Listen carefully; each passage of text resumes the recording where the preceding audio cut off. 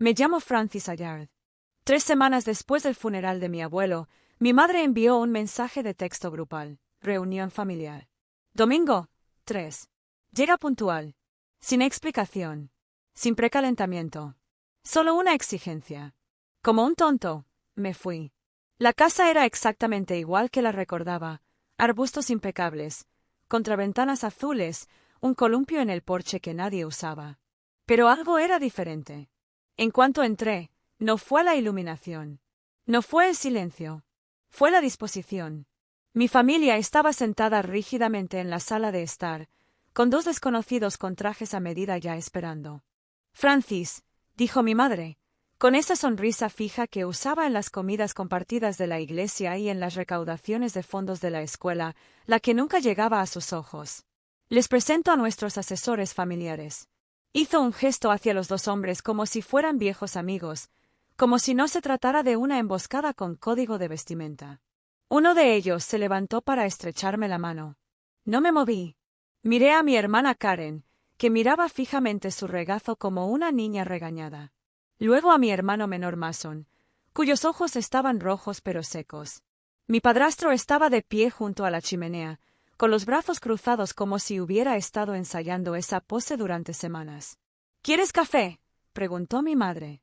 Dejé mi carpeta de cuero en mi regazo y crucé las piernas. No. Me gustaría saber por qué estoy aquí. Porque somos familia, dijo con voz empalagosa y fingida. Y tu abuelo habría querido que trabajáramos juntos.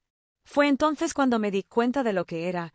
No era una reunión ni una conversación. Era una presentación. Un esfuerzo coordinado para hacerme entregar lo único que no habían podido robarme cuando estaba vivo, su legado. Y desafortunadamente para ellos, yo había venido preparado. Mi abuelo, Harold Vance, no fue solo quien me crió. Fue la razón por la que creí en la estructura, en las hojas de cálculo y en cumplir las promesas, incluso cuando nadie te ve. Fundó Vance Materials cuando tenía 27 años, con una camioneta oxidada y un préstamo otorgado mediante un apretón de manos por un vecino. Cuando yo nací, ya era un proveedor multiestatal de madera de calidad comercial, aislamiento y compuestos de hormigón. Todos los contratistas de los 5 condados conocían su nombre. Cuando era niña, mientras mi hermana pedía zapatos brillantes y Mason jugaba con trenes, yo pedía visitar el almacén. Me encantaba el intenso aroma a pino, el zumbido de las carretillas elevadoras, la forma en que la voz del abuelo se oía a través de las vigas de acero cuando caminaba por el piso. Cuando tenía 12 años, me entregó mi primer libro de contabilidad y me dijo: «Veamos cómo tu cerebro maneja columnas en lugar de crayones». Me quedé enganchado. Mi madre, Denise, nunca lo entendió. Le gustaban las cosas bonitas, y le gustaban rápido. Una vez me dijo: «Tu abuelo construye almacenes. Yo construyo una vida». Esa vida incluía 3 tarjetas de crédito al límite, un Mercedes alquilado y una puerta giratoria de compras de crisis, retiros de spa etiquetados como de recuperación emocional, bolsos comprados en liquidación y galas benéficas para establecer contactos. El testamento se leyó 2 semanas después del funeral, en una sala de conferencias con paneles de madera que olía a abrillantador de muebles y cuero antiguo. Mi madre llevaba un vestido de seda negra y unas gafas de sol enormes, como si acabara de salir del plató de una telenovela de bajo presupuesto. Karen sollozó suavemente durante el preámbulo. Mason parecía confundido. El ejecutivo, el señor Albrook, mantuvo la voz firme mientras realizaba los trámites, pequeños legados, una donación para una beca a la universidad de mi abuelo, un pequeño fideicomiso para un empleado jubilado, y luego, dirigiéndose a mí. A mi nieta, Francis Clare Allard, le dejo el resto de mi patrimonio, incluyendo, entre otras cosas, todas las acciones restantes de Vance Materials, mis cuentas personales de inversión, mis bienes inmuebles y mis efectos personales. La habitación se congeló. Lo sentí antes de oír la reacción. «¡Esto es una broma!», espetó mi madre, subiéndose las gafas de sol hasta la frente. Debió estar confundido. «Léelo de nuevo». «Lo he leído varias veces», respondió la señora Vance Albrook, imperturbable. Su padre fue explícito. Karen jadeó, como si fuera una frase de una obra de teatro. Nos quería a todos. No tenía favoritos. Mason no dijo ni una palabra. Solo se frotó las manos como si no supiera qué hacer con ellas. Esto no está pasando, susurró mi madre. Pero así fue. En ese momento, yo no era solo su nieta, era la única heredera de todo lo que Harold Vance había construido. Desde cero, y no estaba lista. Más tarde ese día, en el estacionamiento, mi madre se me acercó con una voz tranquila y venenosa. «Solo cede todo», dijo. «Lo dividiré equitativamente. Me aseguraré de que todos estén bien atendidos». No respondí, no porque no estuviera seguro, sino porque necesitaba elegir bien mis palabras. Necesitaba tiempo para pensar. Ella entrecerró los ojos. «Esto no es tuyo, Francis. Es nuestro. Dinero familiar, legado familiar». Eso no fue lo que dijo el abuelo. Se le cayó la máscara. Lo manipularon. Pasaste demasiado tiempo con él. No estaba bien. Pero lo había sido, dije. Había actualizado el testamento 6 meses antes de morir. Totalmente lúcido. Totalmente intencional. Recuerdo bien ese día. Me sentó en su estudio y me dijo, van a odiar esto, pero lo construí para alguien que entiende lo que me costó hacerlo. Esa persona no es tu madre. No era un cumplido. Era una carga. Una responsabilidad. Y ahora era mía. El primer mensaje llegó esa noche. Era de Karen. Por favor, no dejes que esto lo arruine todo. Seguimos siendo tu familia. Entonces, mi madre. Lo entenderás cuando tengas hijos. La familia es lo primero. Luego Mason. Un mensaje de texto de una sola palabra a la 1:43 de la madrugada. ¿Por qué? Por la mañana, mi buzón de voz estaba lleno.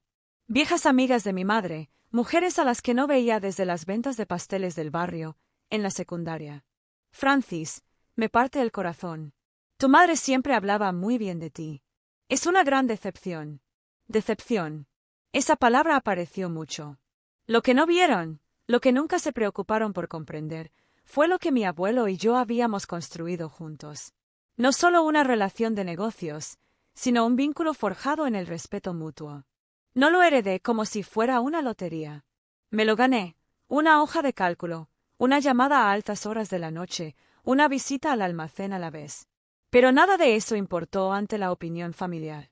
2 días después, Mason apareció frente a mi apartamento. Sin llamar. Solo su figura encorvada en la cámara de seguridad del vestíbulo, con las manos metidas en los bolsillos de la chaqueta, con el aspecto de un niño que se había olvidado la tarea. Cuando abrí la puerta, él no entró. «No estoy aquí para discutir», dijo. «De acuerdo». Levantó la vista. Tenía los ojos inyectados en sangre, pero concentrados. «Mamá está furiosa. Ya está llamando a agentes inmobiliarios. Dice que necesita refinanciar la casa antes de que congelen los bienes». Parpadeé.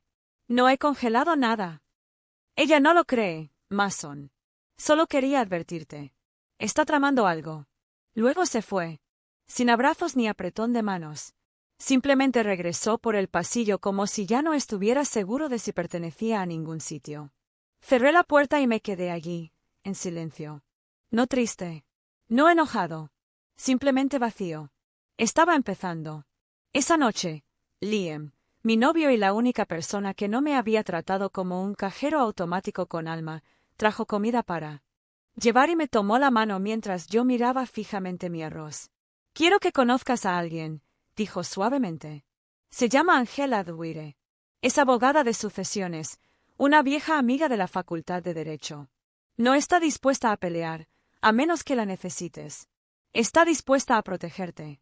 No respondí, pero asentí. A la mañana siguiente, llamé a Angela. Nos reunimos en una oficina tranquila encima de una floristería. Sin escritorios de caoba ni paredes de cristal intimidantes. Solo plantas, luz natural y alguien que escuchaba sin interrumpir. Después de escuchar todo, se reclinó y juntó los dedos. «Ya estás en medio de una campaña de presión coordinada», dijo. «Tácticas clásicas de culpabilidad familiar. Pero basándome en el testamento y en lo que me has contado, tienes una base legal sólida». «No quiero pelear con ellos», dije. «Solo quiero que pare». «Entonces nos preparamos», dijo. «Por si acaso. Documenta cada mensaje de voz, cada visita. Y nada de firmar nada, no importa cómo lo llamen».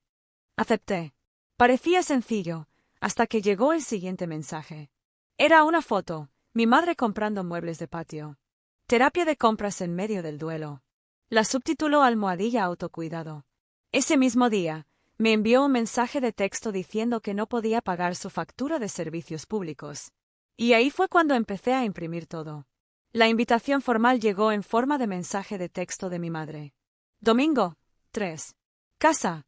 Resolvamos esto. Traiga su documentación. Sin firma. Sin emoji. Solo una granada con fecha y hora. A Ángela no le gustó. Esto parece una emboscada, advirtió. Sí, lo es, respondí. Pero no voy a ciegas. Ella se ofreció a venir. Me negué. Necesito enfrentarme a yo mismo, pero quiero que me esperes cerca. Dijo que con un mensaje llegaré a la puerta en 60 segundos. Llegué exactamente a las 2:59 de la tarde. Las cortinas estaban corridas. El porche olía ligeramente a su perfume, lo que me indicó que había estado afuera antes, probablemente ensayando. Abrió la puerta antes de que pudiera llamar. Francis. Sonrió radiante, con el pelo recién peinado y los dientes brillando como un cartel de campaña. Justo a tiempo. Dentro, la sala estaba arreglada como una declaración jurada. Karen estaba sentada en el borde del sofá, con la espalda rígida y las manos entrelazadas en el regazo. Mason estaba a su lado, con la mirada baja. Mi padrastro rondaba la chimenea como un gorila. Y allí estaban, dos hombres de traje sentados en los sillones habitualmente reservados para la familia, blocs de notas, maletines, anillos de boda en sus manos izquierdas y sonrisas demasiado amplias. Estos son el señor Hall y el señor Darnell, dijo mi madre, haciendo un gesto solemne. Se han ofrecido amablemente a ayudarnos a resolver este lamentable malentendido. Asentí, pero no les ofrecí la mano. No estaba allí para ser cortés.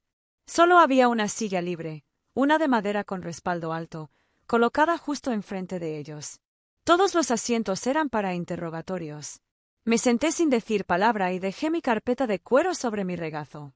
¿Quieres un café?, volvió a preguntar mi madre, todavía atrapada en su desesperada ilusión de cortesía. Estoy bien. Vamos a ello. El señor Hall se aclaró la garganta. Estamos aquí hoy porque su familia está profundamente preocupada por la tensión que esto ha causado. Nadie quiere una disputa prolongada, sobre todo cuando la intención de su abuelo era claramente que la familia permaneciera unida. Dejé que el silencio se prolongara. Él escribió un testamento. Mi madre intervino con voz melosa y firme, y no estamos discutiendo eso, cariño, pero seguramente estarás de acuerdo en que dividir todo entre nosotros sería más armonioso. La armonía tampoco estaba en el testamento. El señor Darnell abrió su maletín y deslizó una pila de documentos sobre la mesa. Este es un acuerdo de redistribución voluntaria. Usted se queda con un porcentaje considerable, el 20%. El resto regresa a la familia, como siempre se acordó. ¿Quién lo entendió?, preguntó finalmente Karen. El abuelo estaba enfermo, Francis. No pensaba con claridad. Pensó que tú sabrías qué hacer. Lo sé, dije con calma, y por eso no lo firmaré. Mason se movió. Mamá dice que si no solucionamos esto ahora, podríamos perder la casa. ¿Y eso por qué?, pregunté, aún tranquilo. Alguien pidió una segunda hipoteca. La expresión de mi madre se quebró por una fracción de segundo antes de volver a su estado normal. Francisco, no hagas esto. El señor Hall intervino. Sería lamentable que esta acción judicial, con acusaciones de influencia indebida, pudiera manchar la reputación del patrimonio. Allí estaba, la amenaza, disfrazada de jerga legal y cuero pulido. Puse la mano sobre la carpeta antes de responder. Quisiera aclarar una cosa. Miré a Cray. Hace 6 meses, le dijiste a la enfermera del abuelo que ya habías dado el depósito para una propiedad en Nápoles. Era con el dinero de una herencia que aún no habías recibido. Su boca se abrió y luego se cerró. Tengo una grabación, continué, y un registro documental. La sonrisa de mi madre desapareció. Abrí la carpeta y extendí una hoja, una impresión del libro de contabilidad de mi abuelo, escrita a mano con su letra. Préstamo de Nice $30,000. Ella dijo que era para la Universidad de Mason. Más tarde se supo que se trataba de un crucero de crisis. La última vez, luego la siguiente. Una foto de Instagram fechada de ella bebiendo champán a bordo de un barco, con el título «Merecí esto almohadilla bendecido». Miré a los dos asesores. Todavía tienen ganas de hacer papeleo hoy. No respondieron. Nadie más lo hizo. Mi madre se levantó de repente y su silla raspó contra la madera. Pequeño desagradecido. No me inmuté. Simplemente deslicé otro papel sobre la mesa. 8 de mayo. Le dijiste al abuelo que Rachel necesitaba una cirugía dental urgente. Te dio 20.000. Miré a Karen. Estuviste en Scottsdale ese fin de semana. Paquete de spa, ¿verdad? Recuerdo la bata con monograma. Karen se puso pálida. Craig maldijo en voz baja. Francis, esto es bajeza. Hurgar en las notas de un muerto para distorsionar su memoria en contra de su propia familia. No estaba confundido, dije. Estaba exhausto. Y llevaba un registro porque sabía que esto pasaría.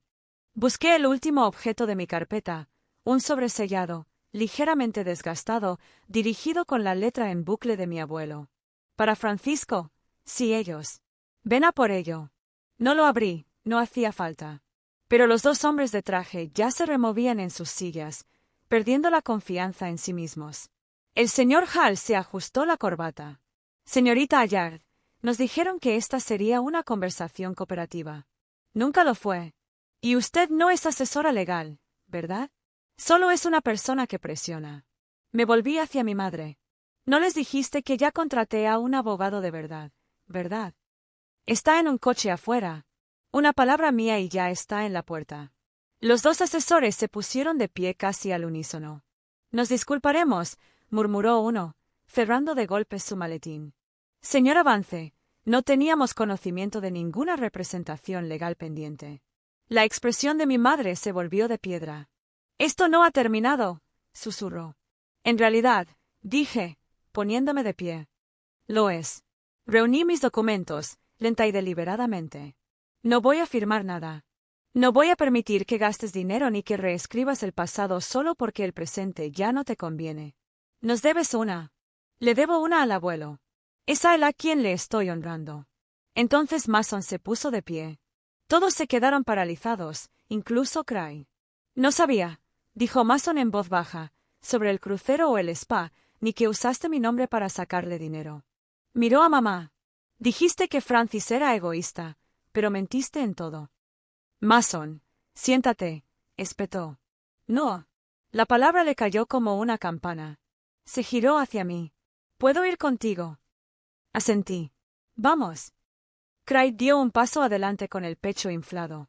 Pequeño. Levanté mi teléfono. Esta conversación ha sido grabada. Se detuvo en seco.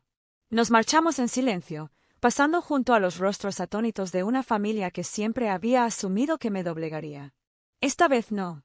Angela ya estaba fuera de su coche cuando entramos en el camino de entrada. ¿Estás bien?, preguntó, mirando a Mason. Está conmigo, dije. Y ya está. Detrás de nosotros, la puerta se cerró de golpe con tanta fuerza que la luz del porche parpadeó. Pero por una vez, no miré atrás. Mason no habló mucho durante el viaje de regreso. Estaba sentado en el asiento del copiloto, con la mirada fija al frente, apretando de vez en cuando el cinturón de seguridad. Cuando llegamos a mi apartamento, me siguió adentro sin preguntar si podía quedarse. Está en el sofá, dije. Es plegable. Las sábanas están limpias. Él asintió. Gracias. No hablamos de lo que pasó. No esa noche. Nos quedamos sentados en silencio. Preparé té. Él se lo bebió. Revisé mis correos. Él miraba al techo. El silencio no era pesado. Era sanador. Por la mañana, tenía un plan. Regresé a la casa de mi abuelo, la que ahora era legalmente mía, pero que no había tocado desde el funeral. Abrí la puerta principal. El aire estaba viciado, con recuerdos y polvo. Fui directo a su estudio. Aún persistía el olor a papel viejo, cedro y pozos de café. Su escritorio estaba exactamente como lo dejó. Abrí el cajón central y encontré el diario. Al hojear sus páginas, lo vi todo. Fechas, números, nombres, anotaciones escritas con su letra nítida y sencilla. Y una nueva nota que me perdí la primera vez, garabateada en el margen cerca del final. Francis posee lo que Denise nunca aprendió: moderación y claridad. Si decide liderar, este negocio podría sobrevivirme. Si decide amarlo, podría sobrevivirnos a ambos. Estuve sentado allí un buen rato, simplemente respirando. Esa tarde me encontré con Angela para almorzar y le mostré el diario. Ella me ayudó a presentarlo como prueba complementaria ante el Tribunal de Sucesiones, sellando así cualquier laguna que pudiera ser explotada más adelante. También redactamos la documentación para un pequeño fideicomiso educativo a nombre de Mason, justo lo suficiente para financiar su título sin atarlo a nadie. Angela asintió mientras lo firmé. Esto es limpio, justo y generoso. Cuando llegué a casa esa noche, Mason estaba leyendo una de las viejas revistas comerciales del abuelo en el sofá. «¿Sabes?», dije, apoyándome en el marco de la puerta, siempre quiso expandir el negocio a materiales ecológicos, madera ecológica, hormigón térmico, pero la junta no se movió con la suficiente rapidez. Mason miró hacia arriba. «Lo recuerdo. Solía despotricar sobre ello durante la cena». Sonreí. «¿Qué te parecería unas prácticas? Trabajo de verdad. Sin atajos». Parpadeo. «¿Hablas en serio?» «Completamente». Una lenta sonrisa se extendió por su rostro. Alivio, esperanza, tal vez un rastro de orgullo. Entonces dijo: «Sí. Me gustaría». Chocamos nuestras tazas de té frío en un acuerdo silencioso.